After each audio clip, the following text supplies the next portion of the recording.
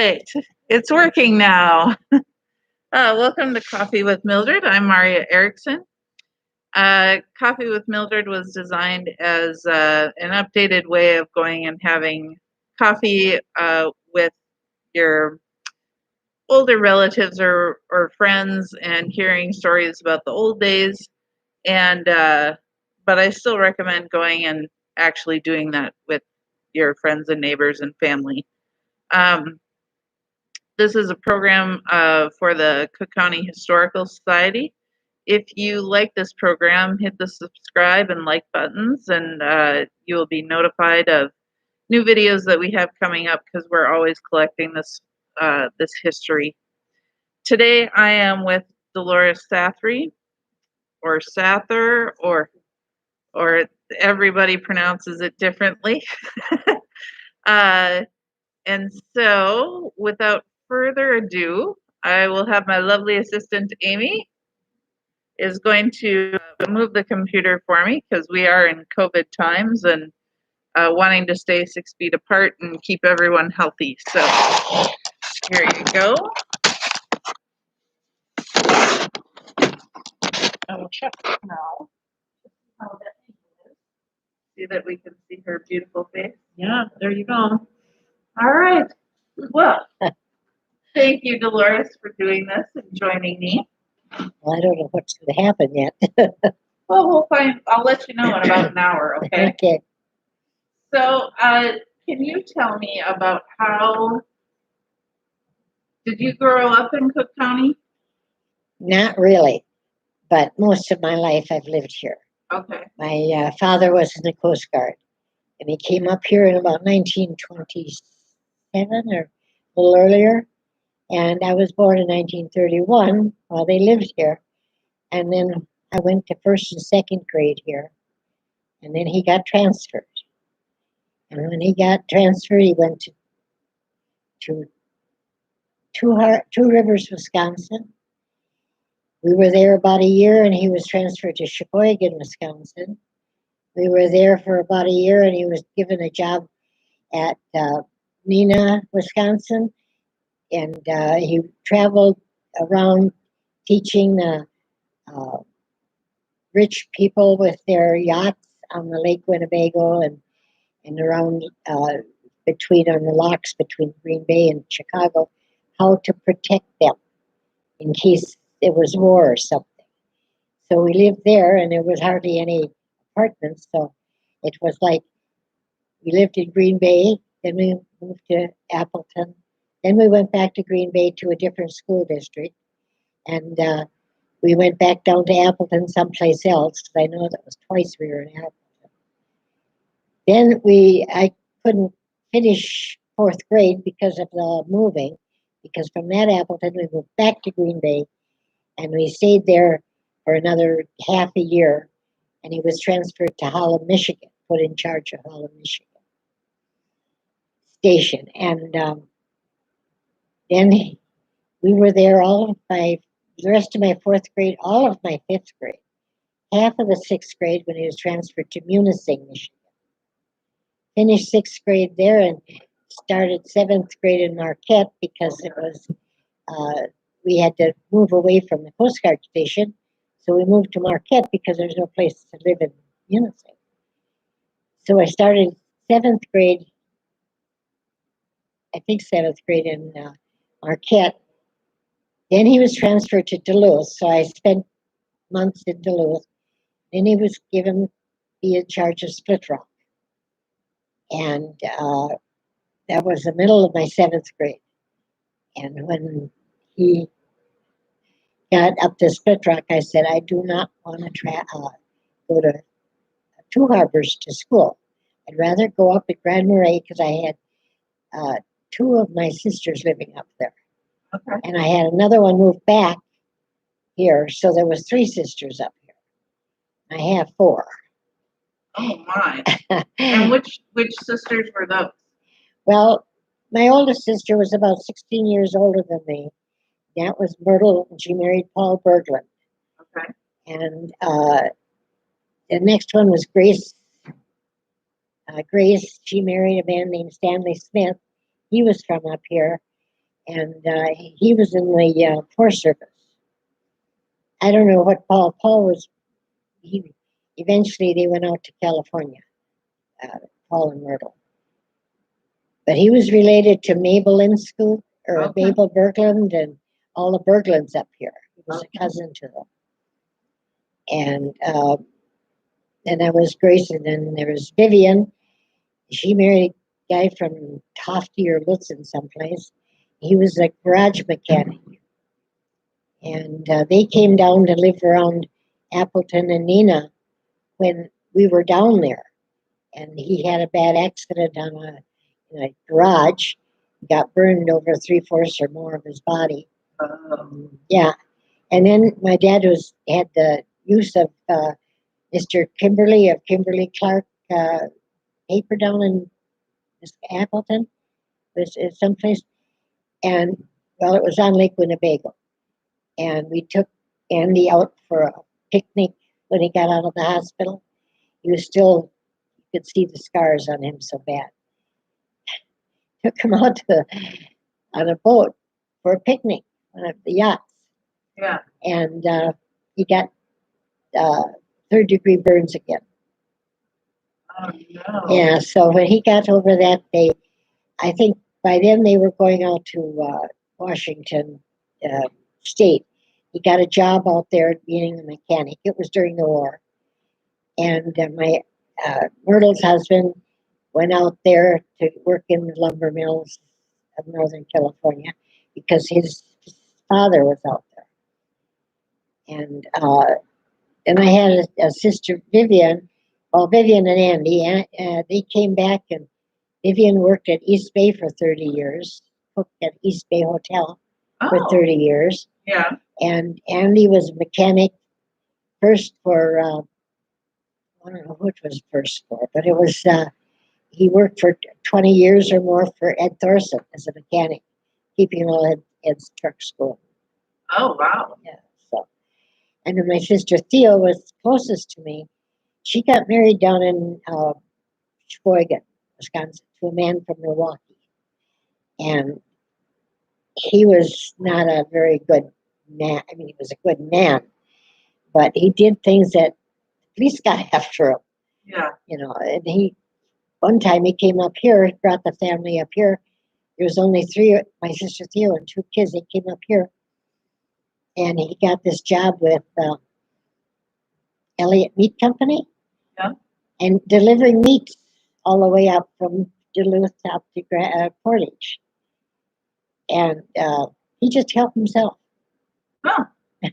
Okay. So he had to leave here. And they moved out to California, and I didn't see her for many years because they couldn't come up here. She ended up having 8 kids. Holy bucket. Yeah, and very little money. So, you know, it was hard for them. So, but when we came back, I spent the 8th grade up here living with my sister Grace. And every Friday night, this is not done in these days, but every Friday night I got on the mail truck because the mail truck driver was related to Stanley Smith. Okay. And I got on the mail truck after school every Friday night. I rode with him down to Split Rock, and Dad picked me up where the highway met the Split Rock Road. Yeah. Or the road to the Split Rock. And I stayed there, you know, Saturday, Sunday afternoon. They either brought me up here or Grace and Stanley came down there to pick me up, and we had a picnic lunch and everything together. Then we come back up here for another week, and then the next week my sister Myrtle and Paul and their 3 kids would come down and pick me up. And we'd go back up. That's how I spent the 8th grade. Oh, my goodness. And I was going to school up here, and I had Mrs. Minnie Johnson for a teacher. And she was a real nice person. She always read to us a lot, you know. Yeah. And I got so that I like to read books. I still do. Yeah. But Dad come back. He retired from the Coast Guard out of the Split Rock. Come back up here, and we lived here the rest of ever since. And my dad was, I don't know, he was a cop, the only cop Grand Marais had for 3-4 years. And he worked with Albert Milner. And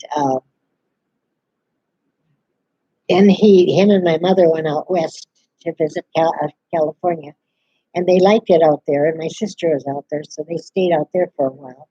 Then they come back here. Myrtle and Paul came back here.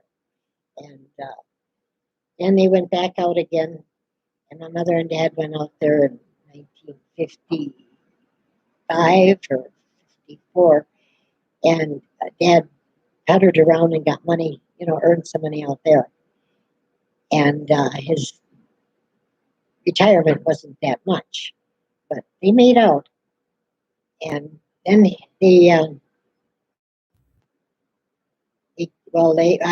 to go out and get him because Dad got cancer. So my husband and I, Lyle and I, got a car. We drove it to San Diego. He had an aunt living in San Diego. So we stayed with the aunt and uncle, and the car was driven out there for a company so they can say it was a used car. And we drove it from Kansas City to San Diego. Wow. And then we got on a bus going up to, it's a little town called Happy Camp, California, real close to the Oregon border. Uh-huh. And it was a 3-day trip. It was 4 buses, I think it was, full of people. And the first bus were the people that got off first. Second bus was the second. By the time we got up there, then we could get off the bus. We were 8 hours late, and my sister just had a baby, a little boy, and she left him home, and she was kind of miserable because she was breastfeeding him, and he was there, and she was down picking up us from the bus depot, and we were, I think, about 8 hours late getting up there. So we got up there and took my mother and dad's stuff and drove them home, come back here. And mostly I've been here ever since, except for trips out there to visit them. And they've got kids out there now I don't even know. My sister Theo had kids down in Pasadena, California. I still don't know all the names of all her kids and what their married names were or what they do. I've met 2 or 3 of them, but that's not 8. Yeah, she had 8. Yeah, so. Wow, you did more traveling before 8th grade than... No, this was all after 8th grade and after Lila and I were married. Right, but even by 8th grade, you'd already traveled more than anybody else does. Oh, yeah, traveling around.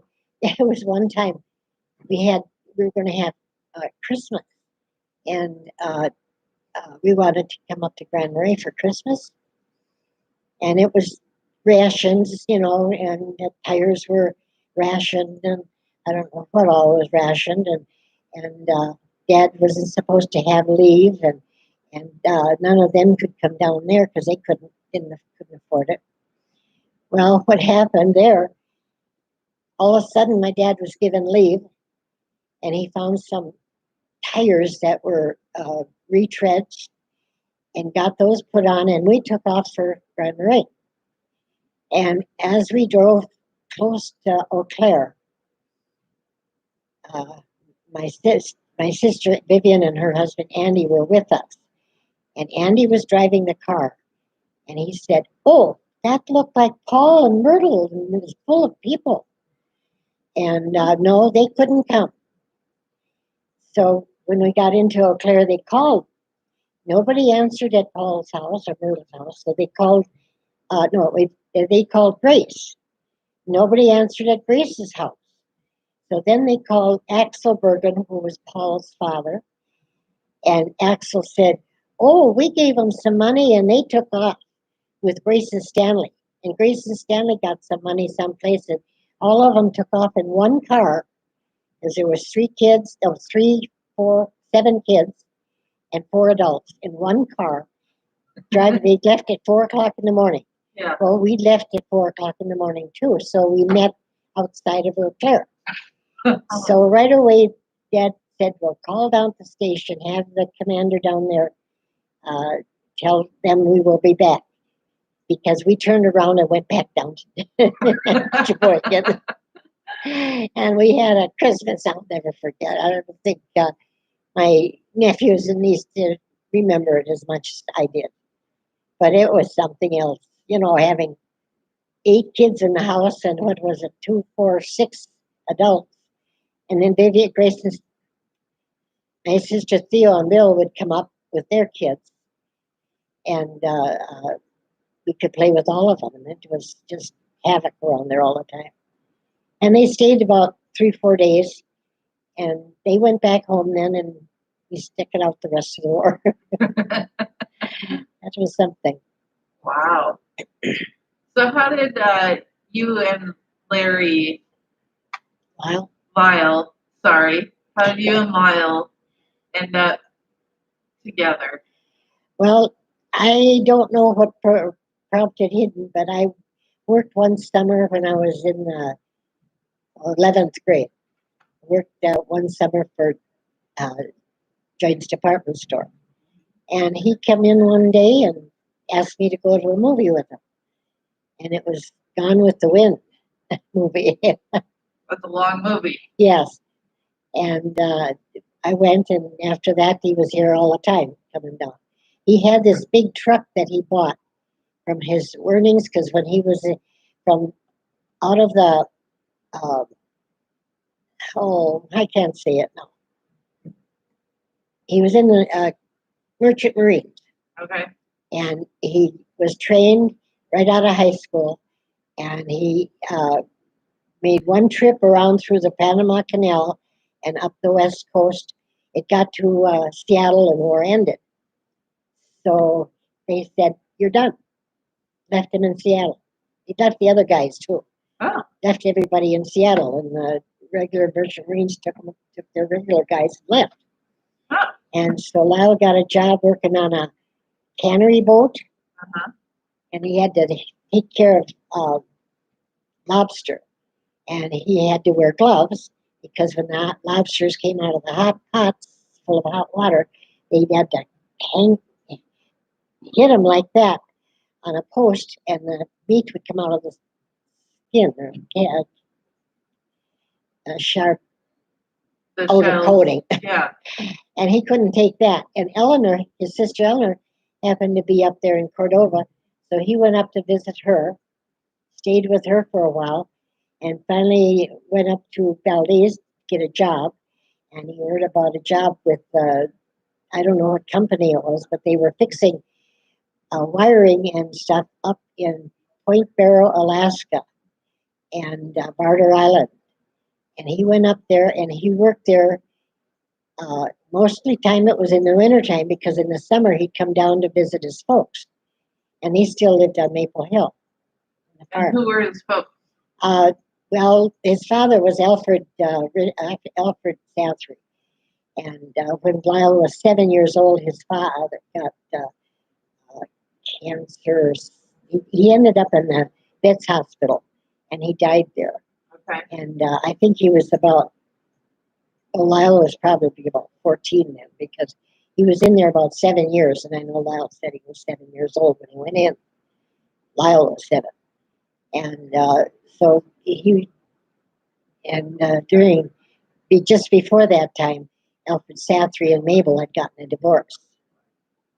And so Mabel was struggling with 4 or 5 kids on a farm, and she was working, and she was having farm stuff all the time, and she would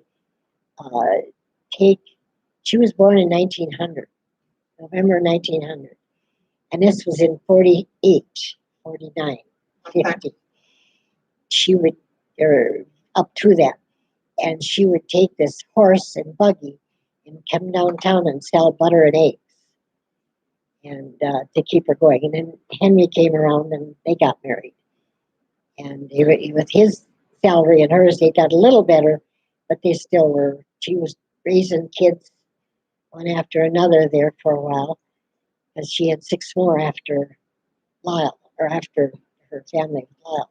Right. Because Lyle was kind of a middle one, because there was Roland, Olive, Eleanor, and Lyle, and then Dale, and Irene. And then there was, after that was Chester, Carolyn, Chester, Roy, Lorraine, and Russell. And there was times when all of those kids were home. Yeah. And it wasn't very easy around there, having that many kids.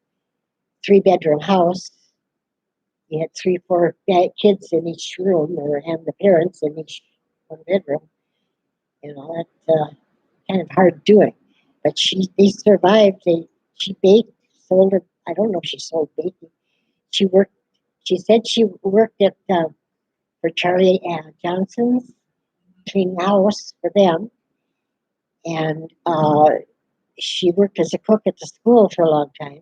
She spent one summer up at Guntford Lake working for the Kerfoots cooking, and it got so that she could, gradually. Olive went away, and Lyle went away, got out, and I'm sure they both sent her money when she needed it. And he came home. He'd come home in the summertime, so it would be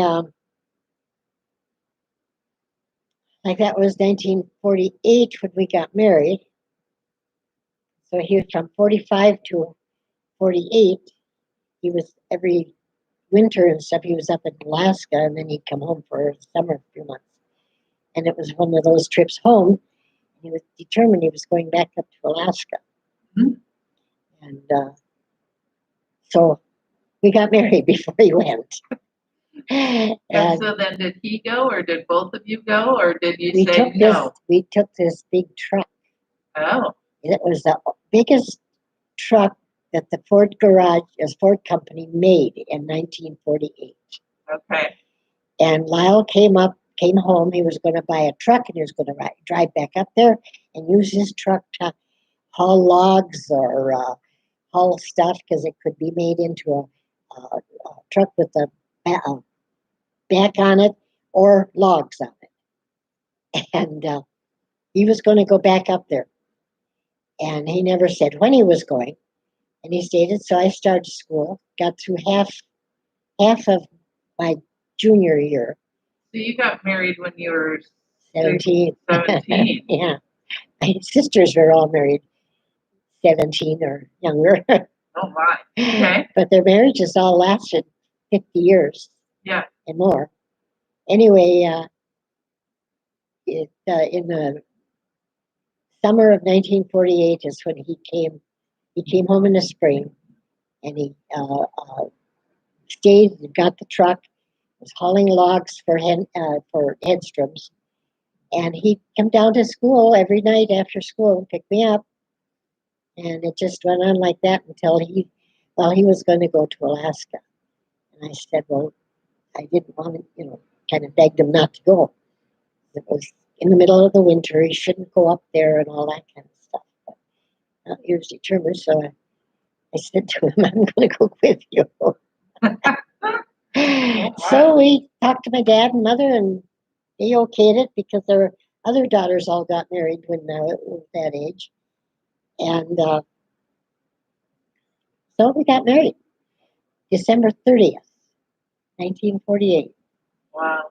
And January 1st, it started snowing. And that snowstorm was, I found out afterwards on NPR out of Duluth, that was one of the worst snowstorms in years, because it was really worse out in the Midwest. And the snow was so heavy that the cows or sheep or cattle couldn't be out in the field. They couldn't get into their places to get into the barn. Yeah. And they had to drop big bundles of hay and stuff out of an airplane or a helicopter to do it. And we were traveling. We got out to, I have an aunt in uh, Fargo. We stopped there for Easter morning and said hello to them and visited with them for a while. Then started on our way because it was predicting snow. So we wanted to get into South Dakota or some farther as we can. Well, we got over to western South Dakota and it was snowing. So he said, we better turn south. We might get, around the snowstorm. And we ended up in Tucson, Arizona, because every night that we were stuck in Buffalo, South Dakota for 5 days. And then get out of there. The roads weren't plowed, the highways weren't plowed, but the truck was distributed enough so that he could, the snow was packed hard. He drove out on that around the banks where the snow didn't blow off the road. So we got into South Dakota, Rapid City, and that. And every night that we stopped, it snowed. Every day that we drove, it was beautiful, sunshiny day. But we were still trying to get around. We got down to Tucson, and it snowed there. First time it snowed there in many, many years. So, okay, we're going to go. We turned north then. Yeah. Went through Phoenix and out through some of those towns that the highway doesn't even go through anymore. And up through the red something canyon, Red Rock Canyon, up through Sedona, got up to the upper highway and into Flagstaff. But in Salt Lake City, which we went through, there was no shovels to be had. We were on top of this mountain, and he was pulling out cars out of the ditch. And we had a radio, and it was while we were looking out the windows, just snowing, and I tell him, go to your right, go to your left, go to your right, just keep him in the middle of the road. And he was trying to stay in the middle of the road, but it was snowing so bad. We'd see cars along, he'd stop and pull them out of the ditch. Oh my. And we were at the top of this mountain, and it said on the radio that pass was closed. There is no traffic up there. And we were up there. Oh. And but we got down there, and Salt Lake City was just so plastered with snow. We were lucky to find some place to sleep, Yeah. And so we were getting out of there. We went up to Helena, Montana, and it's still snowing.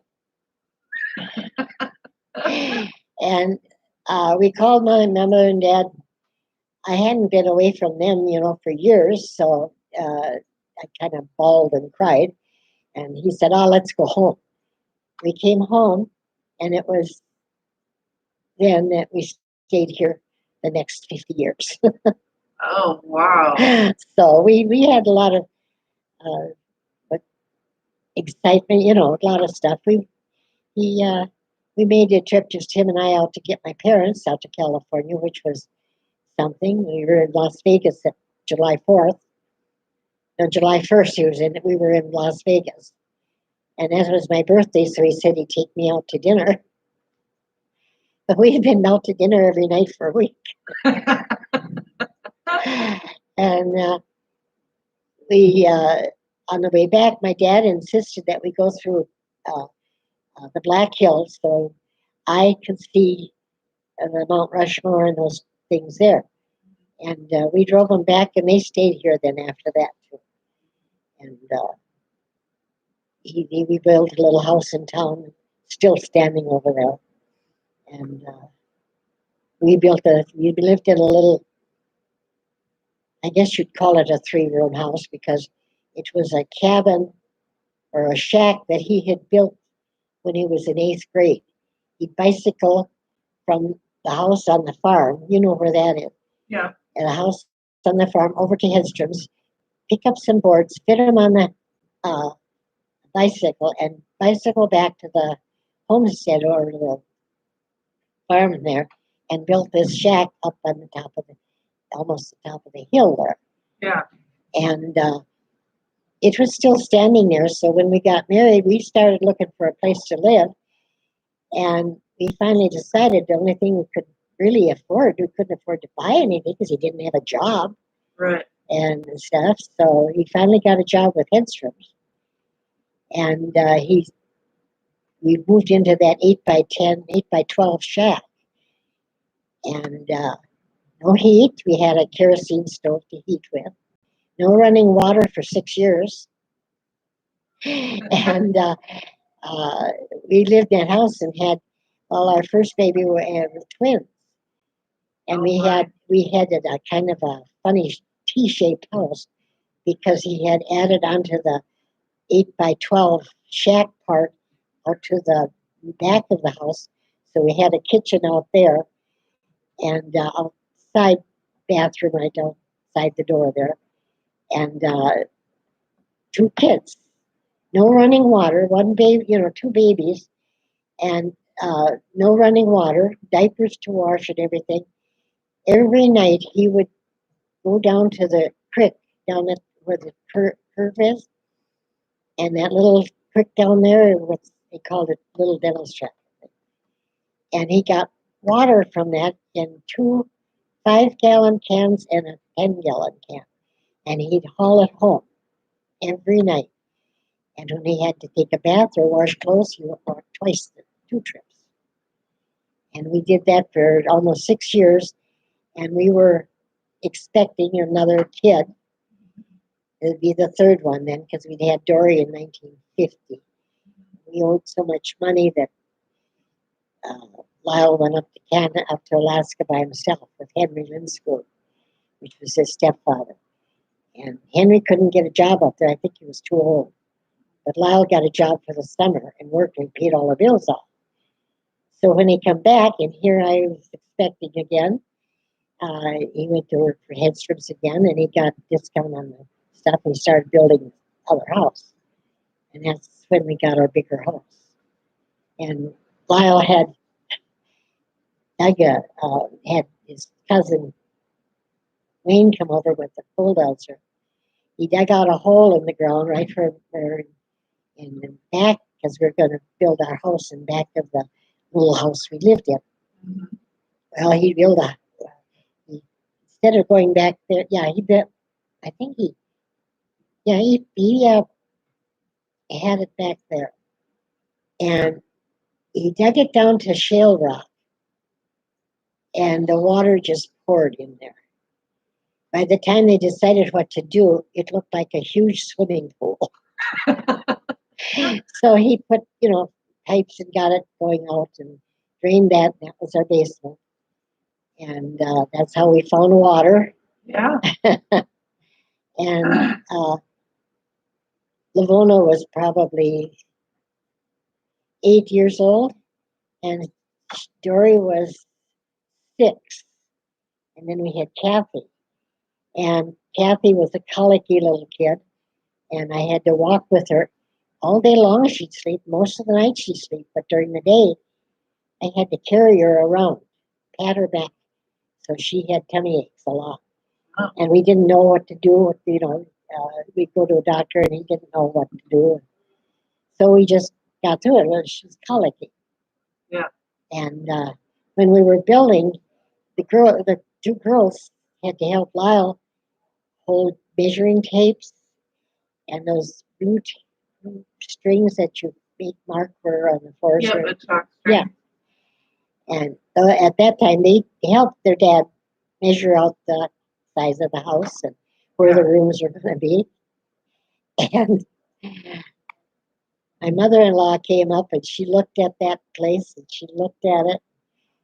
What do you need such a big house for?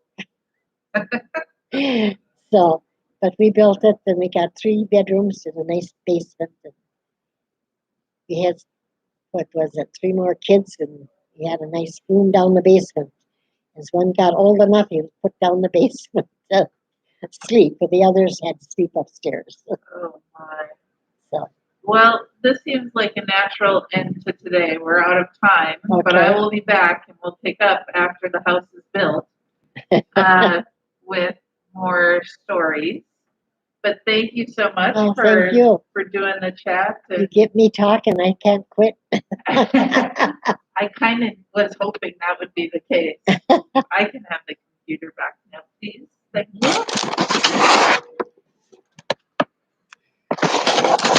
Well, thank you everyone for this lovely little chat we had with Dolores, and I can't wait to come back and hear some more stories because I think we're only at, I think she's like what, 25 maybe when you've got the house built. I suppose. There's a lot of life left that she still hasn't told us about. So I can't wait. If you like this, please hit the subscribe and like buttons so you can be notified when we do another.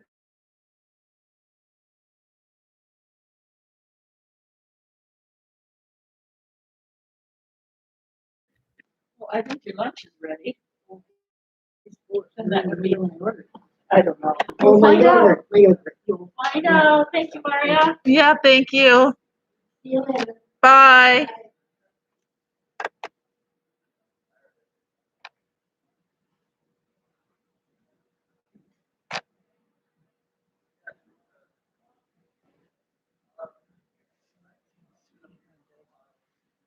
Can I leave my stuff here, Amy? Or should I take it? Okay.